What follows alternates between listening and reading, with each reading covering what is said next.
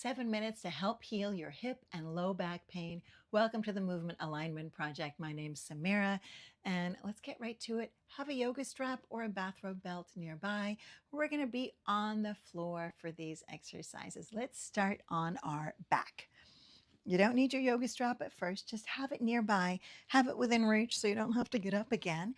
And lay on your back with your knees bent, lengthen your spine, relax your shoulders to the floor, and you are going to draw your lower belly towards your spine. Add in your pelvic floor lift and raise those legs to a tabletop position, 90 degrees, 90 degrees, shoulders away from the ears. Let's tap your toes down one at a time. So tap the right toes and tap your left toes. We're going to breathe. Inhale, strong exhale. Inhale. With a strong exhale, you might notice those deep abdominal muscles working more. Perfect. You want to keep your body stabilized here. So the goal here is success with stabilization. That means no movement in your lower back or your hips. Inhale down, exhale up.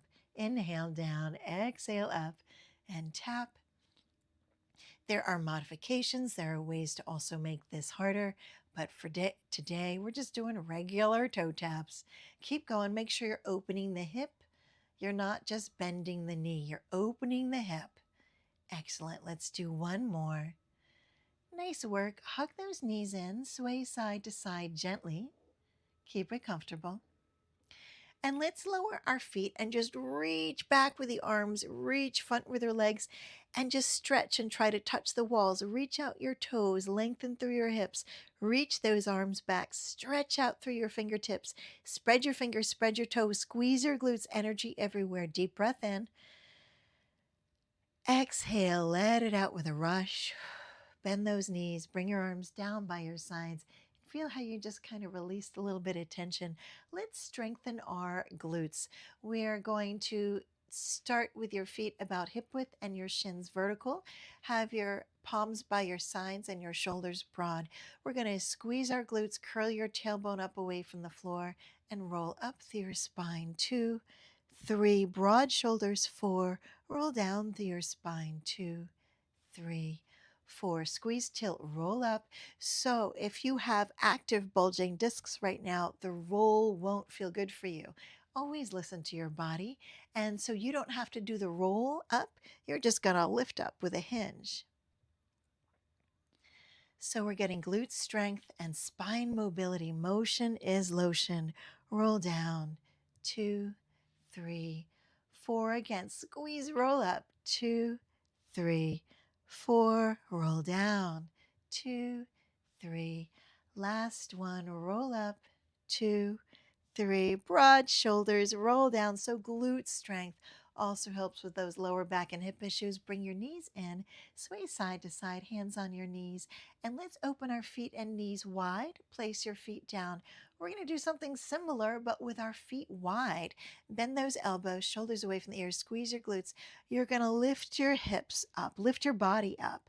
But instead of lifting up and arching your back, I want you to lift up low with your body and then go into a posterior pelvic tilt, which means if you can imagine you are a dog tucking your tail between your legs. So squeeze your glutes, push your feet into the floor, push your heels extra, and curl your tailbone or curl your tail under, and then release all the way down. Squeeze, lift, curl your tail under, posterior pelvic tilt, and all the way down.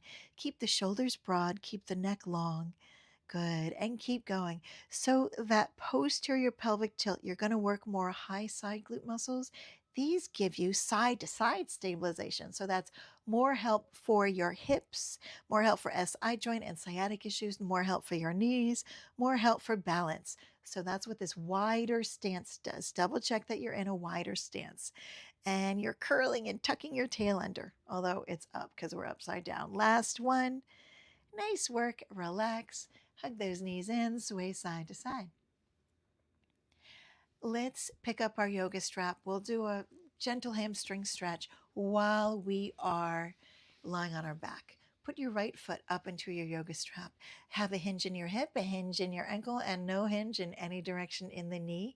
Gently support your leg in an extended position and slowly slide that left leg all the way down. Deep breath in, fill all the way up. Soft, slow, gentle exhale out. Relax your shoulders.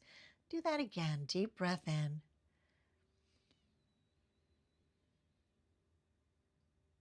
Slowly let it out. Take your time with your breathing. Good. Let's switch to the other side. Bend your left knee, sneak your left foot behind the right, release the right leg down, and slowly be kind to your body. Slide the right leg all the way down and find where it's comfortable for you to have a hinge in your hip and a hinge in your ankle without a hinge in any direction in your knees. So you're not hyperextending, but you're not bending. Some of you are going to have your leg farther away from you. We're all different. Listen to your body. You want to feel this stretch go from above your sit bone, through the back of the thigh, through the back of the knee to your calf. That's where your longest hamstring muscle attaches. So know that if you feel it behind your knee, as long as you have no knee issues, you're stretching your longest hamstring muscle. Excellent. And let's roll over onto our stomach. So we're going to roll over. Know that just lying on your stomach, gravity helps your discs go back into place. But we're going to just be propped up right here. So turn your palms to facing each other. You can make fists brace into the floor, shoulders away from the ears. Gravity helps your discs go back into place. This arching in your back helps your discs go back into place. If you're experiencing inflammation in your lower back, this might be uncomfortable, and you just stack your hands, put your head down on your hands, put your elbows out to the side, and let gravity do all the work. If this is comfortable for you, you can take it higher up. Press your palms into the floor, hug around the rib cage to support your middle back, and press up. And you can do that at this level, or you can do that with your hands starting next to your chest, and you'll come up higher. The rule is keep it comfortable for you, and also keep your hips on the floor. One more exercise here. And this is a variation of pointer dog. If you've been in physical therapy for any number of issues, you've had to learn bird dog or pointer dog. Here's a fun variation. Shoulders away from the ears. It's still right arm, left leg. It's still opposition. Right arm, left leg. Reach out the right fingertips. Brace into the floor with that left arm. Lift your opposite arm and leg. Bring it down. Switch sides. Left arm, right leg. And lift and down. And lift and down. So here we're strengthening those deepest spine stabilizers, your multifidus. These muscles prevent compression in your spine. So they keep your vertebrae and your discs healthy. They help longevity of good posture, and they help your balance. Let's do one more. Excellent work. Thank you so much. Let me know which ones you enjoy the most. Let me know if any of these are new to you. Have a great one.